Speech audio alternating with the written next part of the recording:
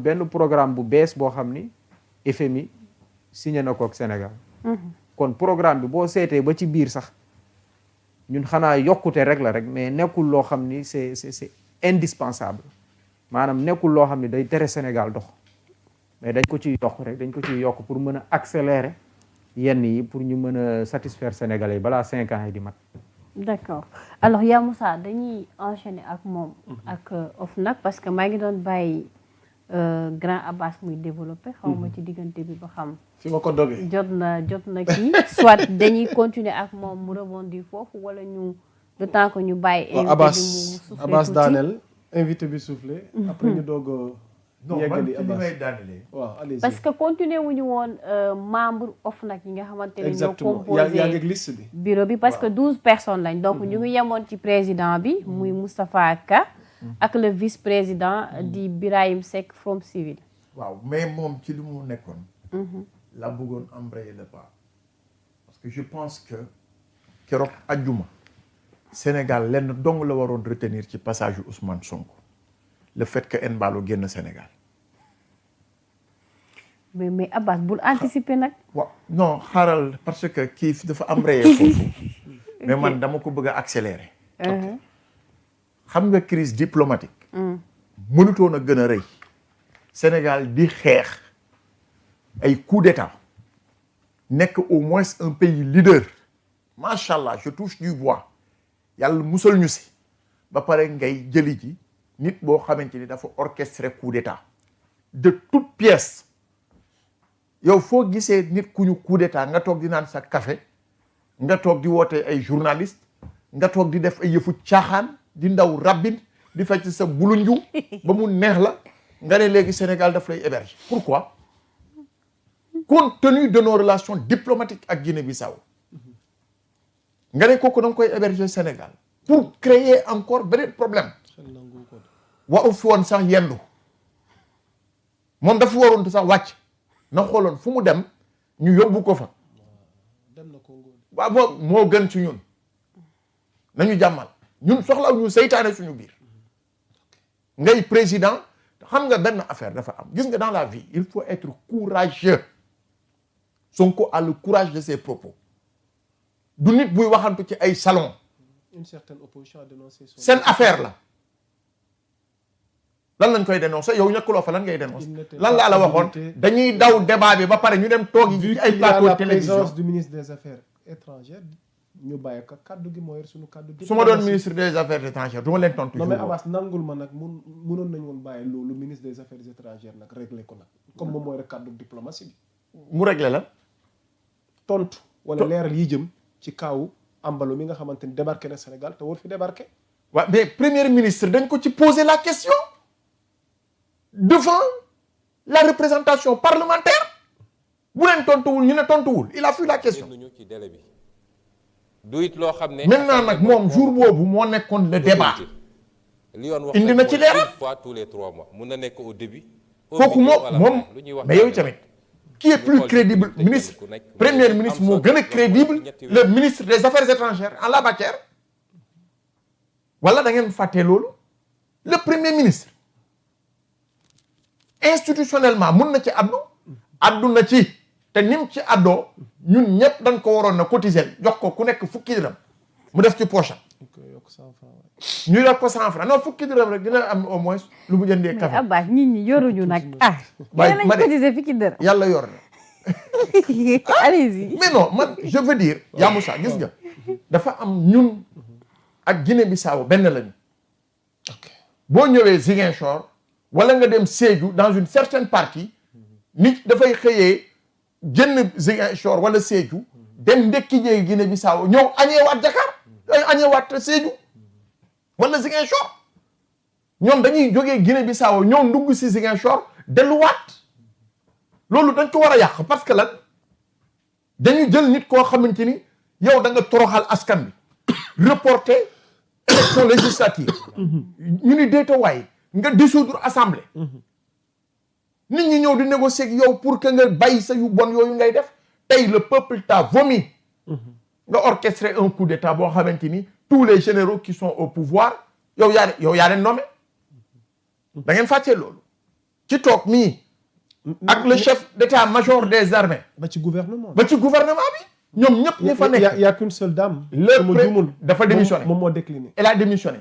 y a l'autre aussi a démissionné ok ce matin parce que jàpp nañ ne vraiment mascarade la quoi mais mooy liñ la wax Afrique mais dañu war a jógee na fi jugu fi moom Embalo yaa Moussa waaw jógee na fi non ñi muy teg ce sont ces hommes ce sont ces hommes oui dinañu amee ju fulla wala Guinée-Bissau Guinée yi jël seen responsabilité il ne faut plus que l'on joue avec les aspirations du peuple une élection se gagne avec le peuple par le peuple pour le peuple la volonté du peuple mais oui pourquoi ñu dem élection mooy lan tànn leen yéen askan wi ñooñu tànn nit ñu ne doo fi toog ni ñu defoon Yaya Jammeh la ñu waroon a def CEDEAO dañu waroon am fulla déployer une force ñu dem génnee fa militaire yooyu samp ki nga xam ne moom la ñu désigné loolooy dëgg beneen yoon keneen ku ko bëgg a def dinañu xam ni que ni les forces de la CEDEAO sont là pour défendre le vote du peuple mais ñuy bàyyi ay nit ñoo xamante ni yow tekki woo dara foofu su fekkee da nga di général wala koo mën a doon tu as envie de briguer le suffrage de tes concitoyens mais simultané bi bu la ko yoon mayee nga dem élection boo gagné nga gagné mais on ne peut pas continuer ñu toll ci jamono ji nit ñi di wax ñun ay waxu coup d'état la ñuy wax ak yooyu quand est-ce qu'on va s'occuper du développement de nos peuples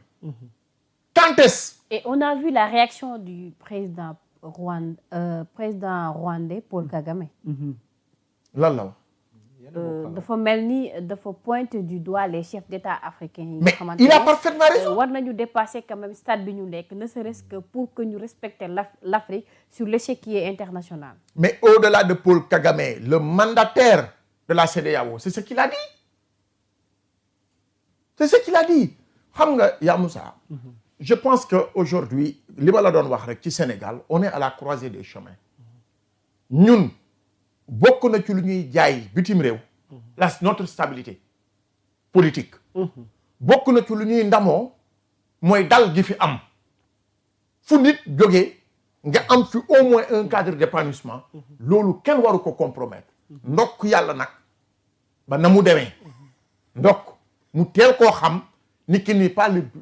le bienvenu au Sénégal nañu may jàmm ba pare ñun ñu continuer di lëkkale suñuy doole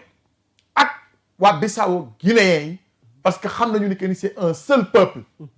boo fàttali ko Casamance ça a été colonisé par des Portugais bu leen fàttee loolu après lañ ko delloowaat maintenant aux Français ba ci indépendance Guinée-Bissau en 74 exactement donc pour man mënuñu am ce niveau de coopération benn nit bu ko compromettre donc loolu bëggoon naa ko ci wax et féliciter le premier ministre pour son courage politique ok réew am na fu muy toll da ngay jël sa responsabilité beneen aspect bi nga wax dans son discours yaa Moussa je pense que compte 1000 milliards yi en su indi na ci des précisions nettes maintenant li nga wax ci wàllu OFNAC yaakaar naa ni que ni OFNAC tamit. waaw parce que bu ñu paree OFNAC bëgg nañ ñu enchaîner waale ak justice bi wàllu reddition des comptes. waaw parce que premier ministre am na lu am solo. li mu ci wax ci réew mi. ba ci démarche ak procédure ci yenn dossier. absolument parce que li ñuy assister ni. bu tey nga ne nit ki jël na bu subaa ñu xëyaat. bàyyi ko mu ñibbi kër.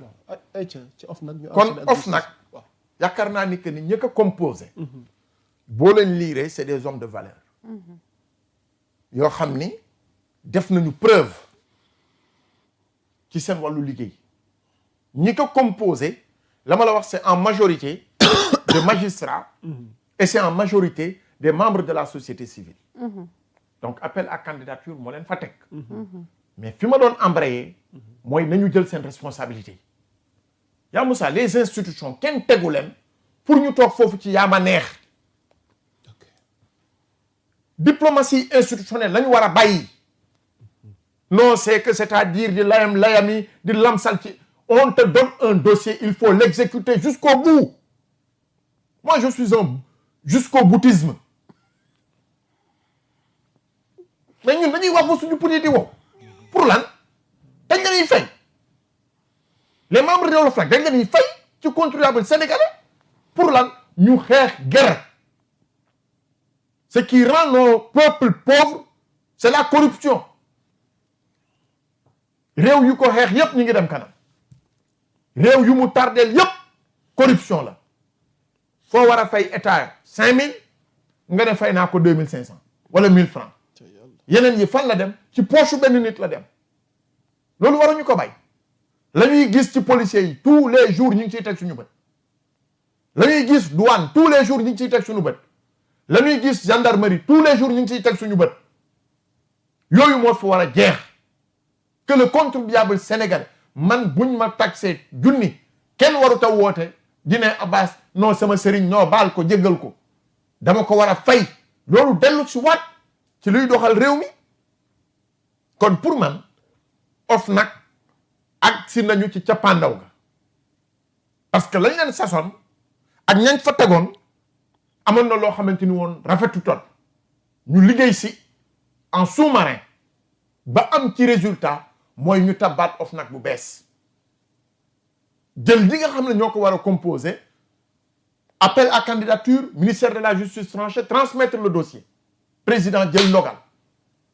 ndogal gi nag jeex na bu ñu leen installé tous les dossiers ya fa doon traîner nañ ko génnee édifier ci les Sénégalais man pour man après sa prise de fonction première des choses conférence de presse le président de l'OFNAC waaw une quarantaine de dossiers traînent là-bas mu wax ñu nit ñi les dossiers les plus brûlants nan la ci fas yéene taxaw waaw loolu mooy démarche bi la démarche de transparence nga xam ni que ni hérité naa tel dossier étudier naa ko xam naa ni lii nii la lii naa la lii nele la après nag nga wax ak askan bi lan fa fekk lan la parce que il a hérité effectivement d'un certain nombre de dossiers te dossiers yooyu mooy actualité Sénégal yaa ngi dëgg dossier Petro-Tim yaa ngi dëgg dossier wu ArcelorMittal yaa ngi dëgg dossier wu Penda Ndiémé ah kii Penda Ndiémé xam nga ba ñëw waaw mais Abbas da ngay leeral conseil économique social et environnemental da ngay leeral aussi waaw moo tax ma ne conseil économique d'accord social et environnemental d'accord mooy Penda Ndiémé yaa ngi dëgg dossier boobu waaw ak yeneen yu dul jeex mais léegi man je veux en tant que citoyen sénégalais dama bëgg a xam dossier yooyu fan lañ ci toll buñ ko transmettre ñu xam kana ci def lan la ci def ak nan la ko defee ñu passé étape boobu ñu jublu ci leneen mënuñoo nekk depuis presque 2 ans ñu nekk ci ay dossiers rek te benn leerul ba kañ dégg nga dossier wu kii bi naka la tuddatin la mooy affaire pisciculture bi